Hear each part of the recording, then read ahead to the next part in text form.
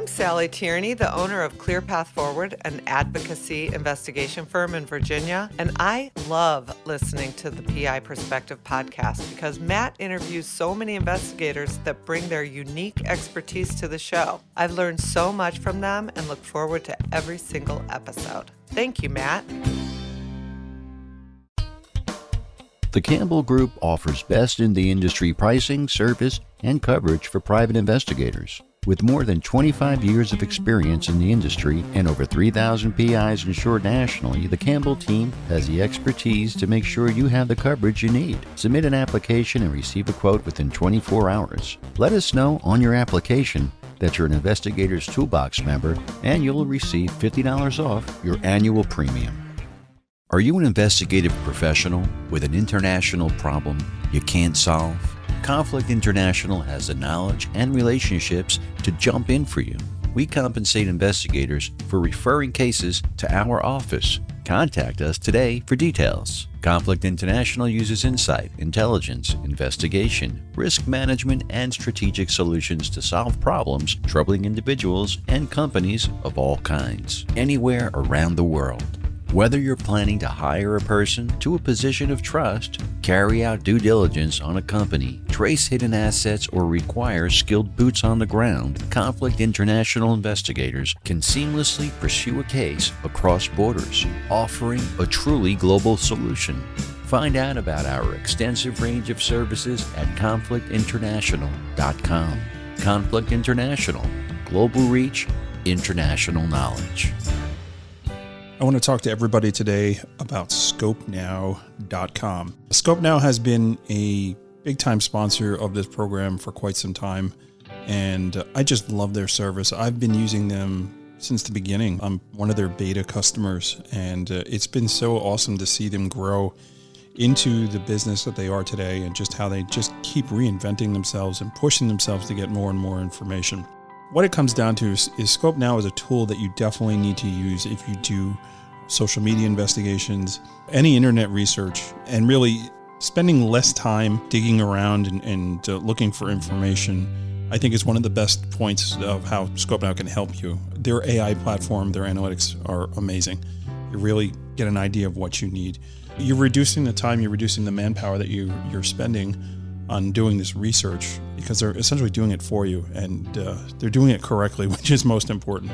One of the new things that they're actually offering is this flagging system where you can flag behaviors and really highlight and look out for fraud. If you're doing a lot of fraud research, this is a fantastic tool, and you can set up alerts.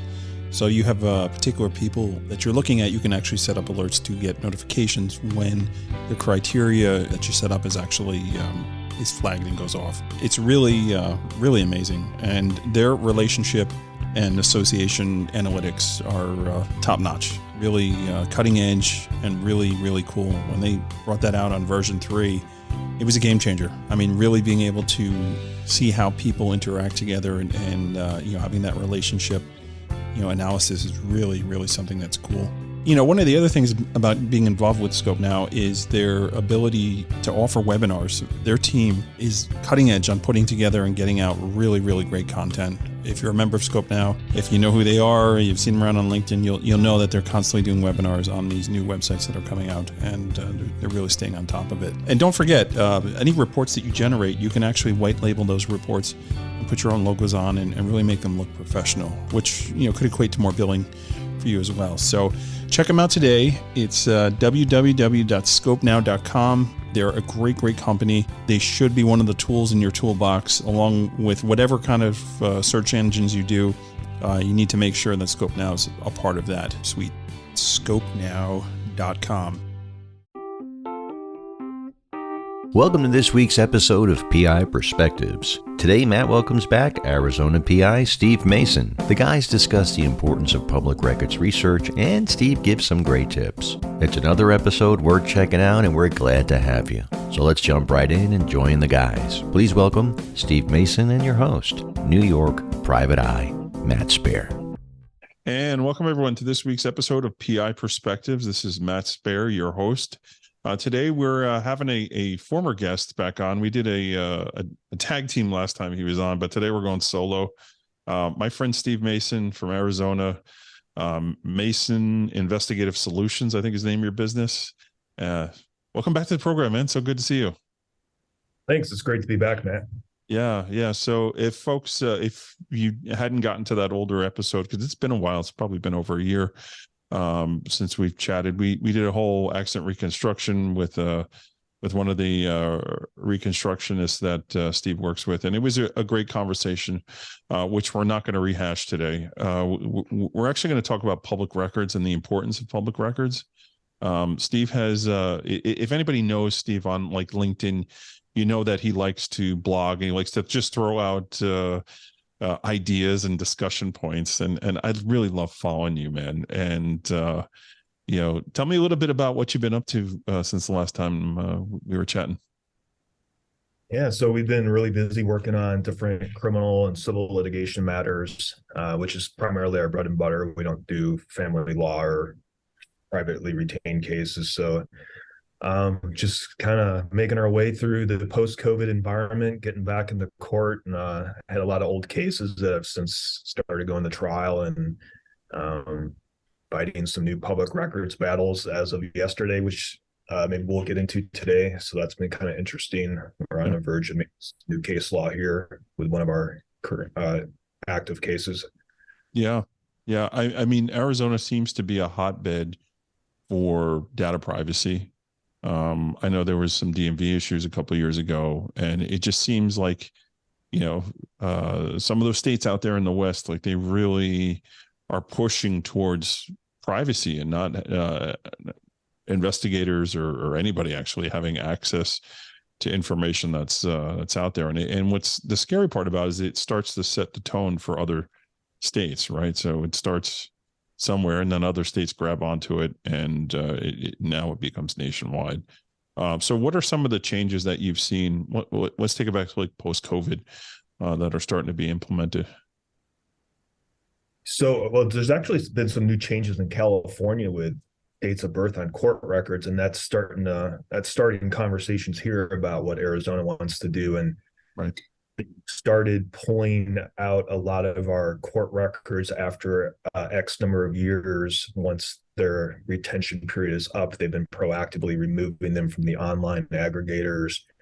From what I understand, they've been communicating with some of the databases that we all use, telling them that they have to withdraw the public records that they provided if it's past retention. And it's creating a big problem for us because a lot of our cases, the retention schedules are pretty minimal. Some of the misdemeanors are only a year or two.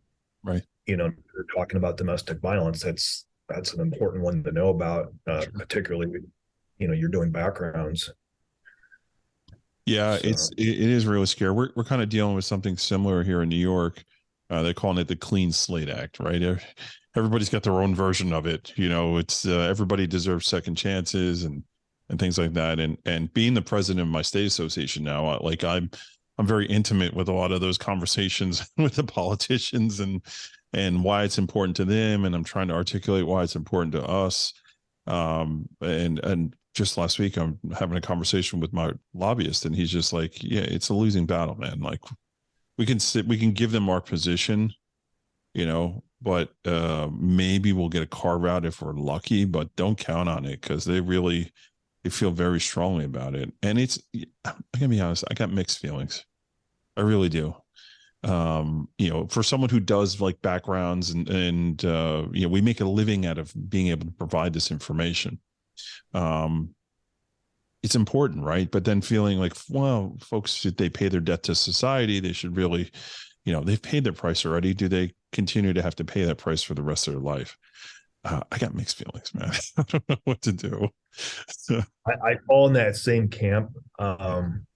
However, working a lot of criminal defense, I see the importance for the litigation side of things, right, to make sure that these defendants are getting fair trials, because a big part of our job as criminal defense investigators is, researching backgrounds on witnesses, in many cases, police officers that are involved in the case. I have one right now where we've discovered that the officer actually has 7 warrants from another adjoining state, that were never disclosed. And, having access to these records is the only way for us sometimes to verify that what the government's telling us is true. Right. Because a lot of the prosecutors, they're relying upon the police agencies to notify them about these records, and that's not happening. So when we don't have access, there's no checks and balances as far as, for criminal defense purposes. And that can be a big deal, not knowing that a certain witness has prior felony convictions of dishonesty. Yeah. I mean, 100% is so important to be able to, find that data and then verify that data, right? Right. Trust but verify. Everybody in the industry knows that saying, right? It's really, it's important, and that was one of the points I was trying to make to one of the senators I was talking to, you're going off information that you know that it's the truth or not the truth, you're just opening everybody up to liability, just not being able to do the due diligence. There's a reason why all that gets done. I recall having a conversation in the last day or two with a recruiter I know who's in finance, right? And they hired an executive, C-level, and this person had a little bit of influence, and they came on board, and they were refusing to do the criminal background check, and they weren't refusing; they were just blatantly like putting it off, right? It was off for a couple of weeks or whatever, and they had actually hired the person, right? So now the person's on staff already, and he's like, "Oh yeah, okay, here's my stuff," right? And come to find that the person, they had some things, let's just say, right? And it's not now; it's too late. Person's an employee, like that opens a whole nother can of worms, right? Like, are we terminating this person because of this? It's like, what do you do, right? It's crazy. I've thought a lot about the legislative strategy to this, because we're having the same types of conversations that you guys are having, with our associations and stuff. Mm-hmm. And I think there's kind of two main keys that I've been thinking about. Is one, I think we have to, as a state association, using the members, kind of gather a list of, specific cases where there's been some type of harm that's been caused from not having these records. Right. And then two, if they are going to restrict access, such as in California dates of birth, maybe they institute something kind of like what we do with the MVD, where there's a permissible purpose for a private investigator to be able to see these records instead of just the blatant denial. Because MVD records years ago, back in, the 80s, in most states, those were public records. Anybody could go down, pay their $2 and get a driver's license address. Right. And, that's since changed, but it's written in the law now, that private investigators, if they have a permissible purpose, we can still access these records and get the full data for the most part. So I think, there could be a balance rather than just this straight, we're not going to give anybody access. Yeah. And I think that's what it comes down to, right? That's the middle ground, right?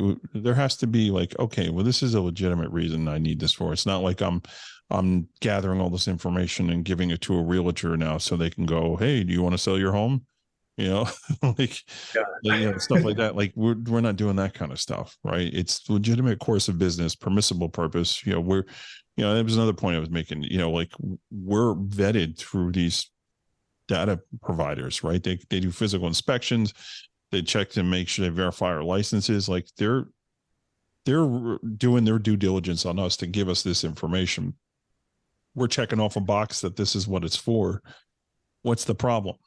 It's like, it's not going anywhere, but you got to sell them on it. And a lot of times legislators, they don't realize that, right? That's the other thing too. Oh, I didn't know that. Right. Okay. Well, that makes a good point. And this is why you need like NCISS is super important, where you're talking to, these directors of communications for the senators and the senators themselves to let them know. So we could probably do a whole episode on this, but we're talking about public records here. So let's talk about like the importance of public records. Offline before we started, you said it was probably one of the most important aspects of what we do. How do you incorporate that public record search into the type of work that you do? Pretty much anytime I get a new case, I always put together an investigative outline, even for the simplest of cases. And as part of that, the first thing I always try to determine is, what public records are going to be needed for this case. And I open a Word document, I just start doing a data dump with all the possible public records. Mm. And, because I think a lot of us experience these long delays with getting records, which is maybe why a lot of people don't use them. So it's kind of request early, request often, follow up. Yeah. So to me, I think public records is really kind of what separates the novice investigator from maybe the more experienced investigator, because you're going to find all kinds of data and evidence that you're not going to find in databases. You may not find from talking with witnesses. And at the end of the day, if it's a litigation matter, a lot of these records are self-authenticating. So you have great court exhibits, and it's just, you can articulate exactly where information came from versus maybe open source where you're, hey, I found this on this open source website or this technique, but no one can really pinpoint how it was collected, who put it out there. Right. So let's explain that in layman terms here, the self-authenticating. What do you mean when you say that? So, most public records, well, I guess pretty much all the public records that we're accessing, they're coming straight from the records that are maintained by the custodian of records of the government. Right. In many cases, they can certify these records as being true and accurate copies. Right. It's a record that's produced by a governing authority that's collecting this data versus just, you pinpoint exactly how they have it, where it came from, how it was maintained, the security of the data. Yeah. No, that's exactly what I was getting at. That you get that letter of certification, right? So if you go and you pick up a deed and it's got a stamp on it, a raised seal that says, this is a fair and true and accurate copy of what they have on file there, that's good. That's as good as having the actual document itself, right? Whereas if you're going to a third party, go to Zillow and find out who owns the property, right? Like, no, you need to dig a little deeper than that, right? Yeah, and I've had those challenges, from opposing counsel or prosecutors on open source information. They'll ask questions like, well, who owns the website? When did they put the data out there? How did they collect it? What's the security of the data? How do we know it was accurately collected? How do we know it encompasses all the available data? Like, there's serious issues, with some of that stuff. And, it comes down to being able to lay a foundation if it goes to court. Yep. And that's what's great about these records is when they're certified, for the most part, nobody has to come in and testify as to the foundation of them. I mean, it's generally accepted in most courts. Yeah. The judges tend to get a little annoyed when they start asking for motions for that stuff. And I know in New York, they started sanctioning attorneys for that, like $10,000 fines for wasting. It delays the time, the jury's time. If there's a jury there, it's expensive for a defendant or a litigant to have to pay for their attorney to go through that process and that time. And most people play ball with it if it's certified. Sure.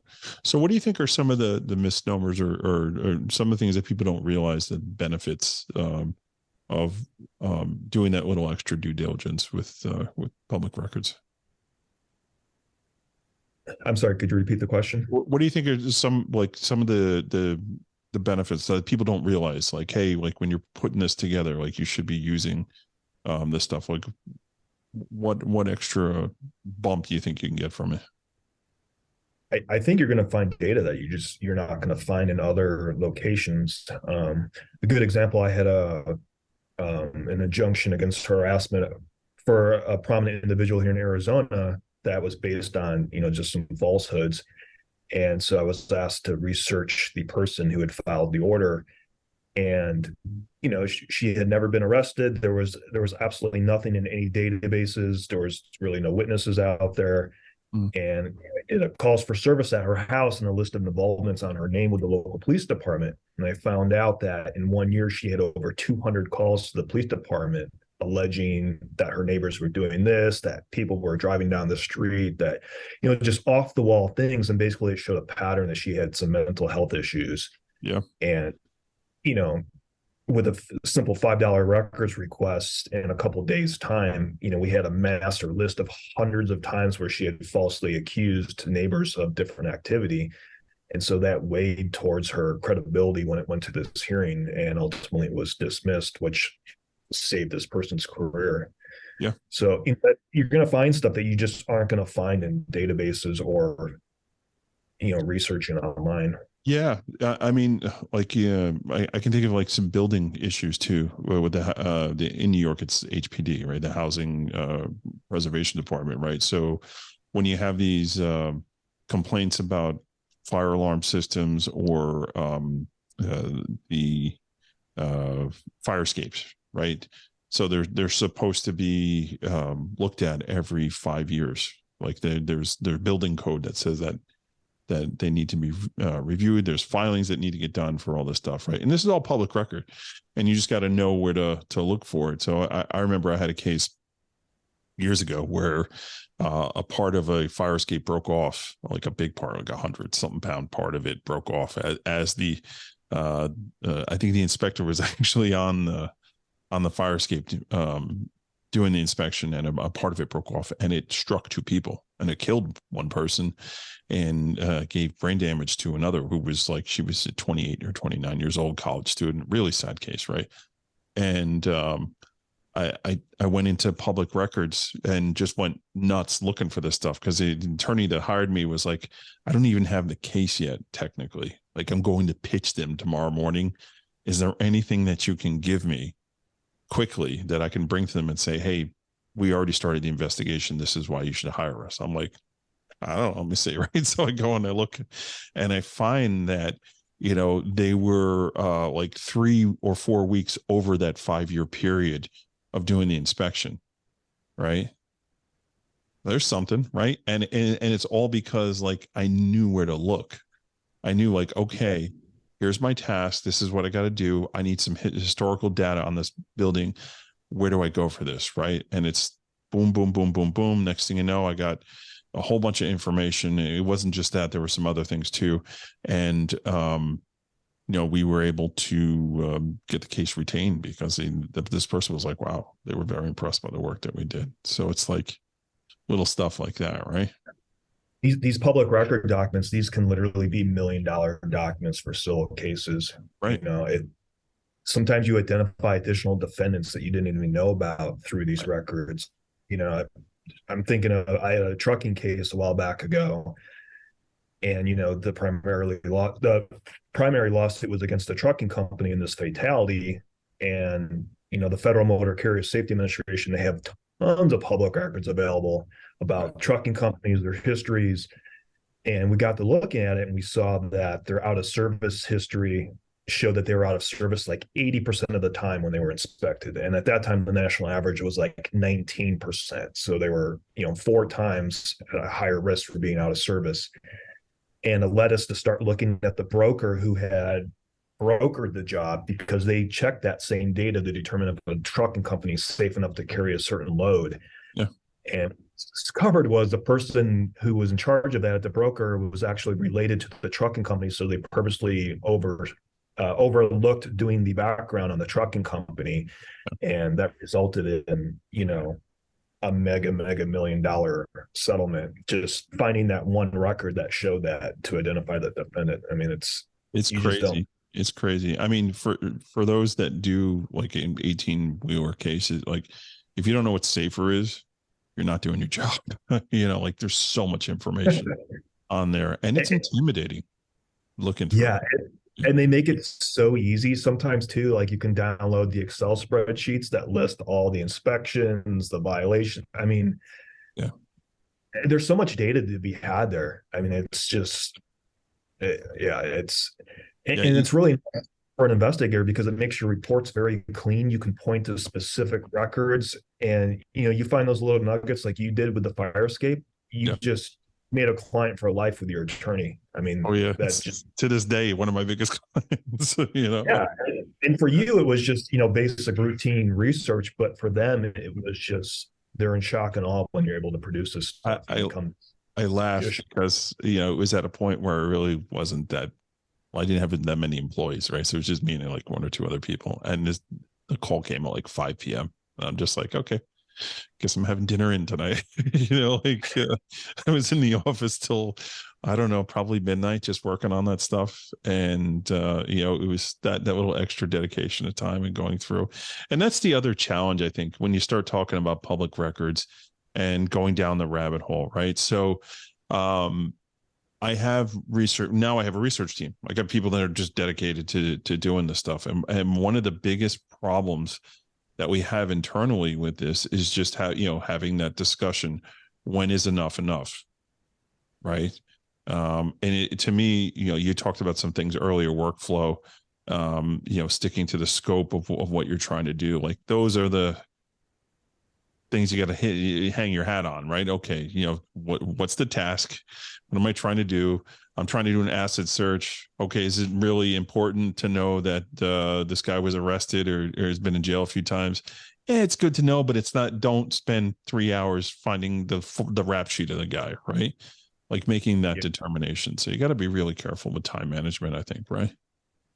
Yeah, I think clearly understanding the goals of your client it's huge. We all get those really, really vague emails from attorneys, hey, we're kind of looking at this. Can you see what you can do? And it's, you really have to understand, especially if you haven't worked with the individual before, exactly what is he or she looking for, what's going to move the needle for the case. Yeah, you gotta temper expectations. You can go down so many rabbit holes that pretty soon you're left with this large bill and you didn't answer any of the questions. Right. That's the type of stuff that it makes the owner of the business cringe. Like I'm going to get a call on this. I know it, It's not good for anybody involved. And your time is very, very valuable too. We all have activities that we like to enjoy and family and, so we want to work cases efficiently. Yeah. It's the heart of the matter. Workflow is definitely the way to do that. I actually want to dig in a little bit deeper on that, but we're going to take a break here.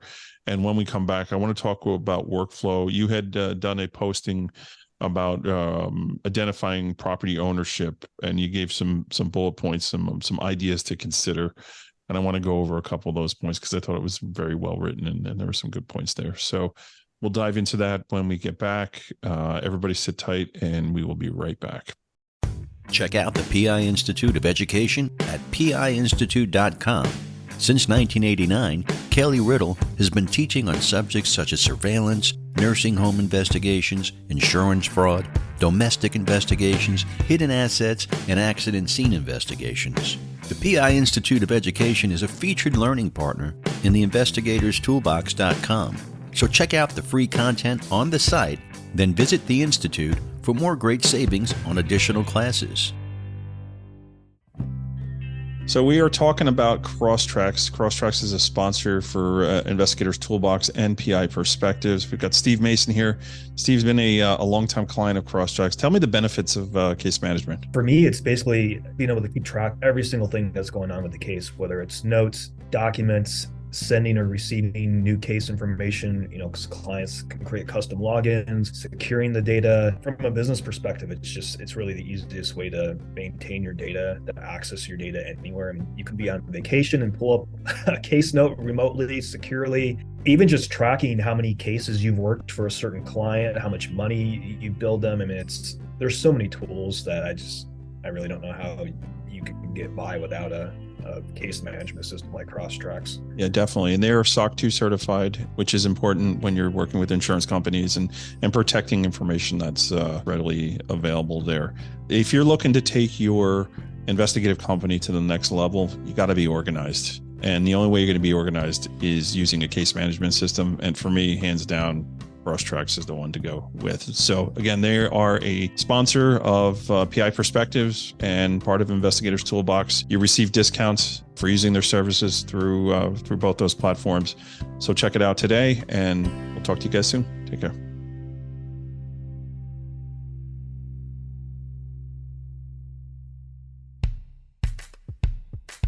Do you enjoy our podcast and the guests we bring you? Since 2019, Matt and his team have done their very best to give you amazing shows each week. If you feel like our show has helped you to be a better investigator, or maybe even inspired you to become an investigator, please let us know. We're looking for testimonials. Drop Matt an email with a recorded 20 to 30 seconds of you talking about this podcast. You can also email him something verbal about the website. His email is matthews@satellitepi.com. And if you really feel blessed for having this content, consider supporting Matt and our show by joining Investigators Toolbox. You really have to see version 2.0. And at just 49 cents a day, it's a no-brainer. Now let's jump in to this week's episode. And welcome back to PI Perspectives. This is Matt Spaier, your host. Today I'm here with my friend from Arizona, Steve Mason. Steve, welcome back to the program. Thank you. We are talking about public records. Yay! I think you and I are kind of nerdy that we really have this love for public records, but most people have probably turned this episode off already or just like fast forward next. But it's such an important thing of what we do. We were talking about this a little bit offline during the break of how, it really sets the standard of the level of work that you do, right? Anybody can hit a button on the database and pull out information, but when those leads run dry, knowing where to go or different ways to get things, like that's what gets you that reputation of being somebody that gets things done in the industry. I know there's some researchers I lean on because I just know that they're going to take it further. And that's a really important aspect of that, right? Having that due diligence, right? Yeah, the databases, they're great tools. I mean, I use them all the time to point me in the direction as to where the record is going to be. Like if I run an IDI core and I see, hey, Matt owns this business, great. I know there's a business registration record out there. And, like in Arizona, that lists your email address that you used when you signed up for your business. All this extra level of data that you don't get maybe from the database, but the database helps point you to that agency to start that search. So, they really go hand in hand. I mean, they're amazing tools. These databases save us so much time and money and effort. But at the end of the day, they're tools, Yeah. Those business records are so important, man. I can think off the top of my head, like, one of the things that we had coming out post-COVID was all these doctors' offices, like MRI places, people that took radiological images, they all went out of business, right? So somebody's got to be the custodian of the records. So now like trials are back and live again. It's like, yeah, we need to authenticate that MRI that we did, in 2018. Well, I'm sorry, XYZ Images is closed. Okay. Who's the principal? Right. So now it's like the business record will tell you so-and-so filed the paperwork. Their address was so-and-so. Okay. Well, now I have an address. Like I can start hammering down on contacting that person. Okay. Yeah. I sold this. I remember we had one with an audiologist. Oh, I sold it to this person. Right. And then I'm calling this person. I don't own anymore. These people have it. It's like, who's got the freaking records, man? And we were able to knock it down and get it done. But that's another example of how you can reverse engineer things and get what you need to do. And at the end of the day, we got what we needed. Right. Yeah. That's a great example of using, records like that. And it's just, you see those little finer details in records that you just don't get anywhere else. And, right. I mean, and so many nowadays I put things online. So the old adage of you had to go down to the whatever government agency to request, and you can do it right through portals now. I mean, it's becoming very efficient. So here's another issue that we've come across, right? The Department of State Service of Process, right? You have a business that filed, when they set up their business, okay, well, here's my agent, someone who's authorized to accept service. Okay, well, you've been in business for 25 years. Have you updated that information? A lot of times, no, right? So you're doing your search and you get the name, and like that person is not there anymore. The business is not there. And okay, here we go. Let's do the exercise. Who owns the business? Let's track them down and find out who's supposed to get service. Because a lot of times too, an attorney will go and serve via Secretary of State to gain jurisdiction, and they don't get an answer, and they get a summary judgment. And now it's like, what do? They don't know where to collect. They don't know what to do on this stuff. And you can track down these business owners using public records and be like, hey, here's your last chance. The attorney I'm working for is sending me here to say, put your carrier on notice so we can start litigating this thing. Or we'll just go the other route with the summary judgment that we have. So we've had a couple of those situations too, where a business owner was not even aware that they were being sued because they never updated their public information. So Yeah, it's a challenge. Arizona's got a really interesting process. So, like a lot of people will use different law firms, will accept process on behalf of the business. So they declare themselves as a stat agent.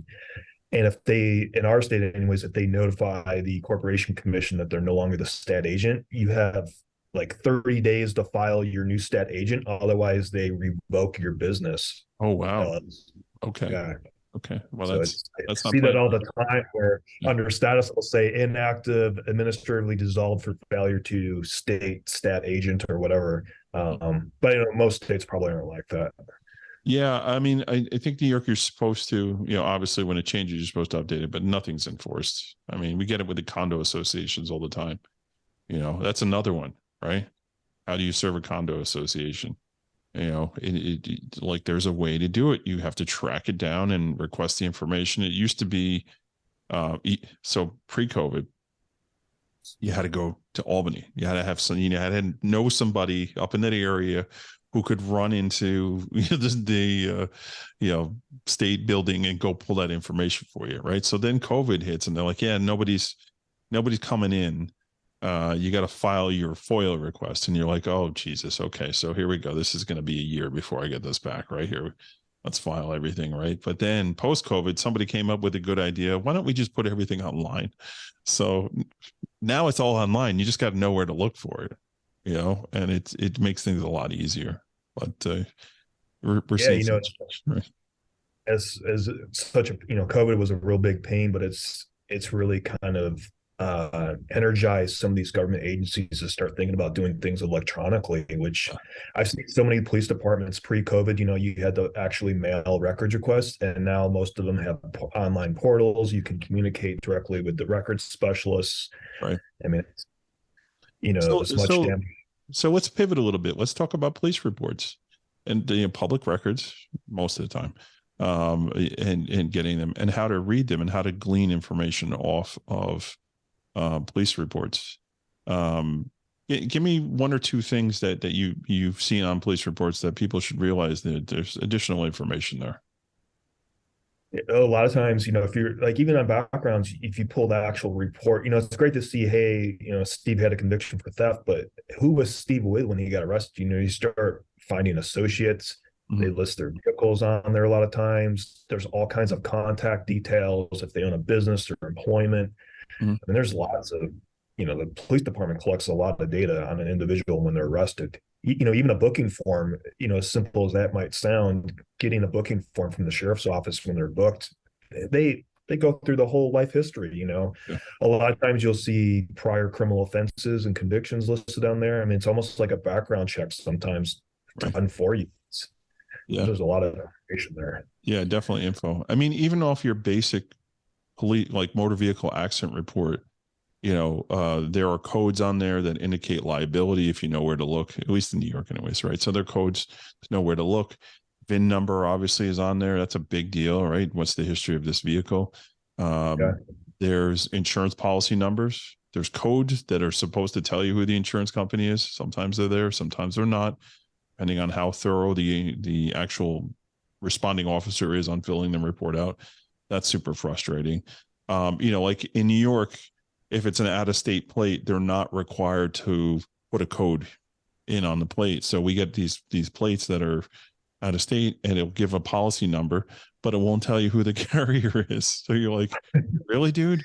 But then, like, sometimes you get officers like, so-and-so vehicle represented by Progressive, right? So it's like, thank you for being thorough and doing your job, understanding that I don't have to put it there, but I'm going to put it there because it's the right thing to do. I've had, as somebody, like advocating for my industry, like every time I see a politician, I'm like, can we do something about police reports here with out-of-state vehicles? Because we have a rampant problem here in New York with temporary tags, temporary plates that are fake or stolen license plates and things like that. So with the advent of technology and tolls, no longer having to actually give bills or whatever, everything's done electronically now. Oh, you don't have Easy Pass? No problem. We'll just read your plate and send you a bill. Well, if the plate's fake or stolen, I'm going over that bridge every day for free. right? So that's one of the problems we have.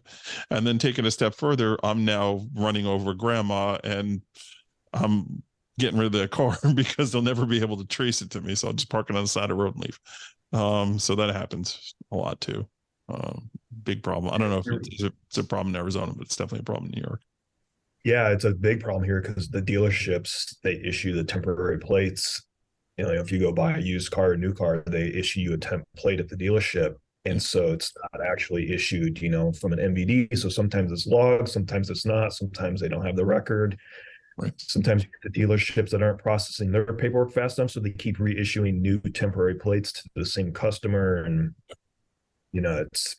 they're easy to forge. Yeah. Or at least you were talking about like police blotter information or those interviews and being able to find info. It reminded me of a case I worked on years ago where somebody had witnessed a person falling down the stairs to the subway. And that particular person suffered a traumatic brain injury, got up, walked out of the subway, sat on a bench and died. And the internal police report just happened to the transit authority happened to be arresting somebody when that was happening. And that person they were arresting was a witness. And we got that internal report where they had all these redactions all over the place. So who's this mystery witness, this perp who was getting escorted to the precinct or whatever, who actually saw everything happen? Because that was a question of whether or not it actually happened, right? So we finally got the disclosure and they redacted all these things, but they used a really crappy pen to redact it, and you could read just a little bit, right? So the guy's last name was White. He lived in Brooklyn, and he lived in apartment 3F, right? They're like, that's all I had.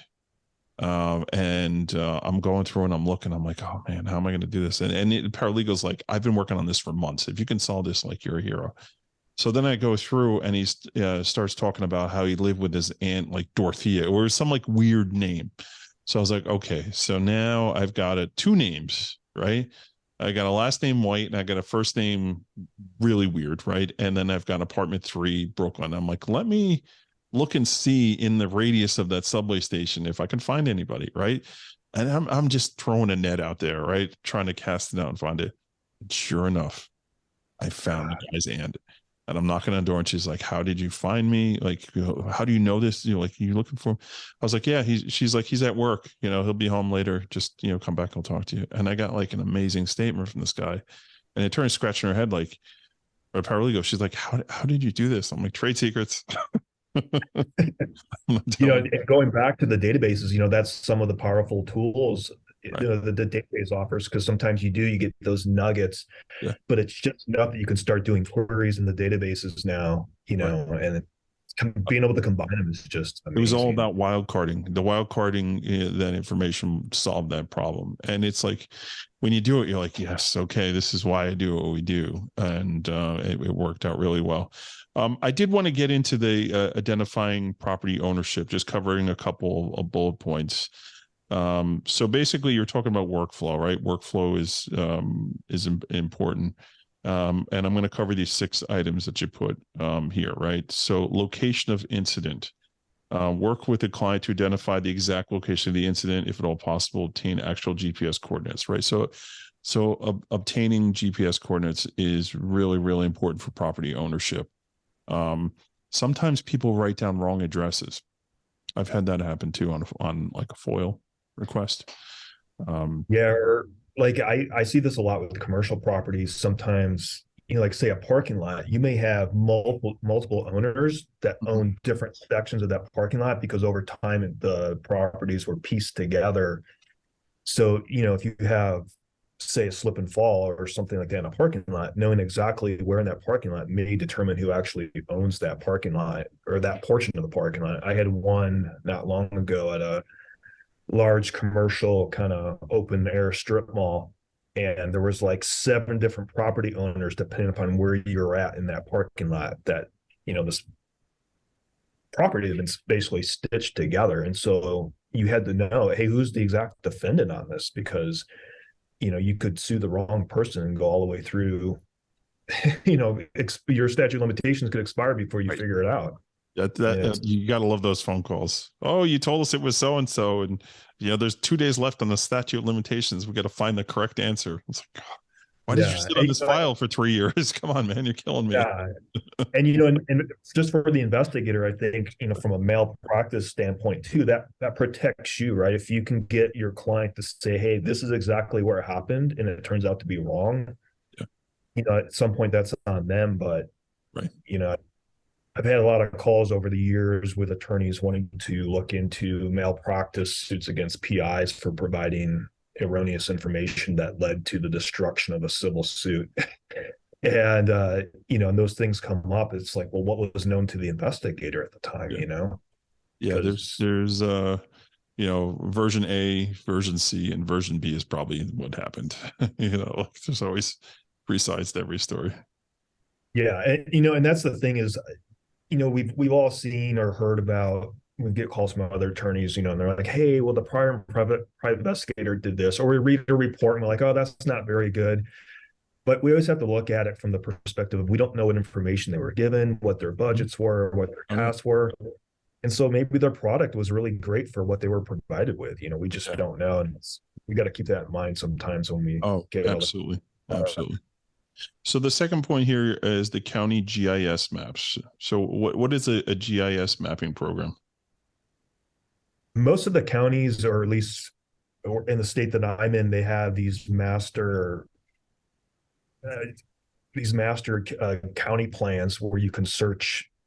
Basically, the whole county is broken up into parcels, right? So you can literally take any address, owner information, GPS coordinates, and you can put them in this GIS map, and it'll tell you the exact parcel. It'll pull it up.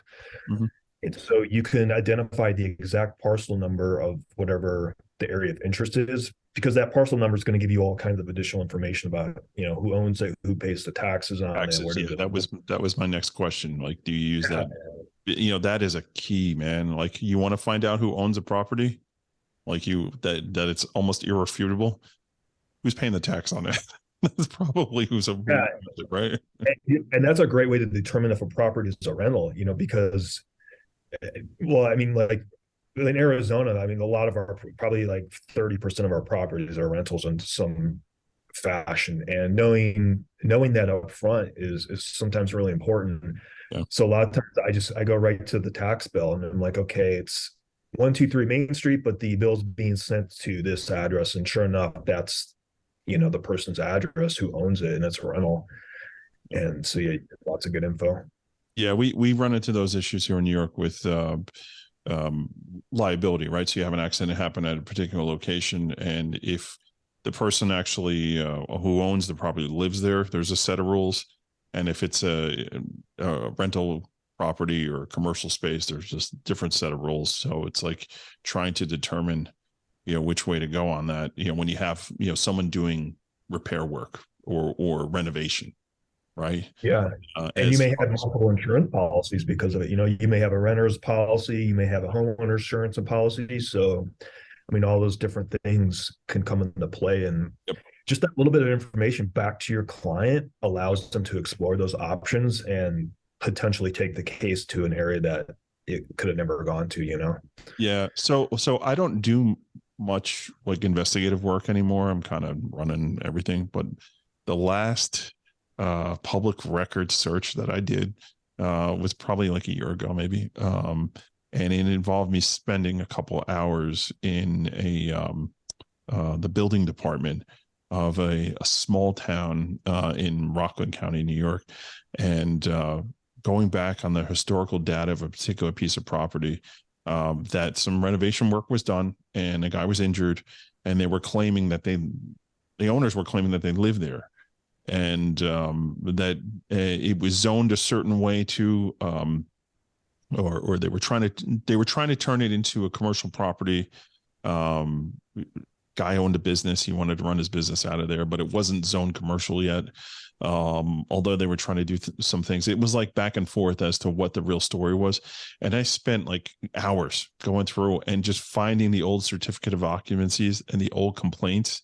And it's like, if you know where to look and you know how to really hammer down, like so-and-so neighbor called and complained, blah, blah, blah, that they were doing this or this and that. And it's like, county issues warning, stop doing this, like this and that, right? And then like the attorneys, like they have their position of what they're doing here. And then all of a sudden you find all this information. They're like, uh-oh, yeah, we didn't do our due diligence. Like, like the guy who I'm working for is ecstatic because I made the case for him. And I remember he was so angry with these people that he spent like extra money, like his own money, to do investigative work because they were lying so like hard to him, and he knew he had him. And I'm like, are you sure? Because this is going to cost you extra money. He's like, I don't care. He's like, screw those guys. We're going all in. I'm like, okay. But what's interesting too is sometimes in those small little towns, you actually end up getting information from the records clerks helping you because they know the people or the businesses. And sometimes you end up almost getting, I don't want to use the word informant because I don't think it's probably the right word, but you end up getting this little extra tidbit of information because, there's still this rural America out there where people know everybody in their community. And it's, I think third-party witness is probably better than informant. It's just a civil guy. Yeah. Well, like I had here. in a case of probably a year ago, it was suspected that there was some real estate fraud going on. So I go to this county recorder's office to get some records that this person who wasn't a realtor was filing. It was one of these changing the titles without the owner's permission type thing, and then posting for sale, collecting money, but never actually owned the properties. And sure enough, this lady who was working at the counter knew this person and gave me all this extra information about her that I would have never known, other than just going there and just having casual conversation as I'm flipping through the records. I mean, that's the fun part about the job that we couldn't do during COVID, right? And you're like, oh, is it really fun? Yeah, I love to socially engineer things. I love to kill people with kindness. I love getting a little extra from somebody because, I was able to engineer it. Like, that's the challenge in what we do. It's fun. And here I am, like I'm talking to you, I'm doing this podcast and I'm recalling all these old circumstances and old things I did. And then that was life for me when I was out there doing this all the time. I lose those stories now because I'm kind of managing things, but man, it's like, it makes me want to get back out there and start doing some research. Yeah. It's really, I love it. To me, it's the old kind of gumshoe, still classic detective work that's never going out of style. And it's just, and you make good relationships too out there with some of the records clerks. Next time you have something, they remember you sometimes, and not that they're giving you special favors, but sometimes they go that extra mile to try to research a record for you that normally they stopped. And it's just, I've even had referrals from records departments where someone has called me like, oh, hey, so my mom works at the police department records, and she said you're always in here filing records and that you might be able to help us with this type of a case because you do lots of research. And you just never know. I mean, it's just, and these folks are just, I mean, they're amazing human beings that are working in these departments, and you get to know them, and they're very knowledgeable, and sometimes they point you in other directions too. If you don't know exactly where to look, you just ask them and they'll help you. I had a situation once in the Bronx, in the courthouse in the Bronx, where it was like a subpoena record room guy that was just like, he was the meanest dude. Like I'd go in there and I'd see him just yelling at people, just grumpy all the time, like the worst. And I was like, that's my guy. I'm going to work on that guy. Right. And it took me a while. It took me maybe a year of just being nice to the guy and just talking like, oh, you like Star Trek? Okay, let's talk about Captain Kirk and Spock, live long and prosper. Let's chat. Right. And the guy became very friendly with me, and man, he would do me favors. He would, hey, what do you need? I got you. And there was another situation with the clerk once where they were in a school ring, and I look at the school ring. I'm like, this guy's like my alma mater. Like we went to the same college together. Oh, got it. Oh, your class of whatever, you were there? We were there about the same time. I'm like, I think I remember seeing you in the cafeteria. And this guy went from just being sour and just saucy to like, hey, Matt, what's up? What can I do for you today? What do you need? It's like that kind of stuff, right? You miss it. I miss it. Yeah. There's a level of magic there, and it's just hard to describe if you haven't been in those situations, but yeah, those are the ins and outs of public records. So I want to touch on one more point before we wrap up. FOIL requests, right? And we had talked earlier offline also where you're like, oh man, I have like several hundred FOIL requests open right now. Like it's nuts. And that's just the reality of it. I mean, there's always the hide behind COVID. It's taking us longer, type of stuff. But the importance of case management and having the ability to manage and stay on top of those things. I'm a big believer in Crosstracks. I use them. There are other options that are out there, but Crosstracks works the best for me. And there you have the ability to like make case notes or reminders, task reminders. So when you have stuff like that, you need those reminders back, to follow up and do things. What's been your experience? Yeah, I use Crosstracks also. I first started with PI Direct Link, and then at some point, I don't know if they got bought out or they merged, but it all became Crosstracks, and I've had them since the beginning. And I talk to people all the time about case management systems because a lot of PIs don't think they need it, or maybe up front there's that initial costs, and they're if they're doing the costs, you have to control those. But I could not function without case management. To me, it's a necessity. And, just even from a security standpoint, not to say Crosstracks is the end all be all, but even just from a security standpoint, I mean, it's amazing. It's like SOC Type 2. I mean, I'm not like a techie nerd with what all the security means, but I know it meets my insurance's requirements for securing data. And it's just, you're right, but there's a lot of great task management tools there. I love the making the notes, because sometimes these cases do go for a long time and you're juggling maybe 20, 30 cases, and having that quick little chronology that you can pull up. You're in the field, you can pull it right up on your iPad or your phone. It's definitely a game changer. I mean, Crosstracks is definitely, I mean, they support our program. So please, if anyone's listening, go check them out. It's always good for what we do. But it is a game changer, right? That ability to stay on top and just keep on track of things. And sometimes it's not just the FOIL request, it's the follow-up too. The phone call, like, hey, I filed this request back then and it said you would respond in 40 days or whatever, and it's been 80. It's like, oh, okay, all right, I cleared it off. What's the case number? So like sometimes you got to do that extra due diligence to get the ball moving on that, right? Yeah, I'm always setting task reminders for myself to follow up with these records departments, because most of the time it's a processing time, but every now and then they do accidentally close out your case without notifying you, or they send it to the wrong email address and it never gets to you. And so you definitely have to stay on top of it. It's a nightmare, but it's one of the necessities of the job, and I mean, you just have to get organized with it. Right. No, definitely. All right. So I think we're going to wind down here. Thank you so much, Steve, for coming on and talking about this. And again, I recommend everybody to hit him up on LinkedIn and follow him. He's always throwing like good information out there. There are a couple guys in the industry that you're like, yes, I want to follow their LinkedIns because they're posting about stuff and keeping everybody up to date. Steve is one of those guys.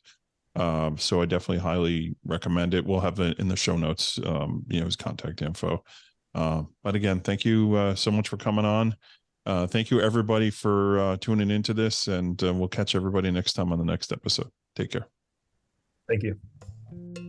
Thanks for checking out this great episode. We hope you picked up some tips for searching public records. Thank you also to Campbell Insurance Group for sponsoring our show. Remember to tell them you listen to save $50 when you apply for insurance. Additional thanks to the PI Institute for Education, Satellite Investigations, and Conflict International for sponsoring our podcast. Also, don't forget about investigatorstoolbox.com.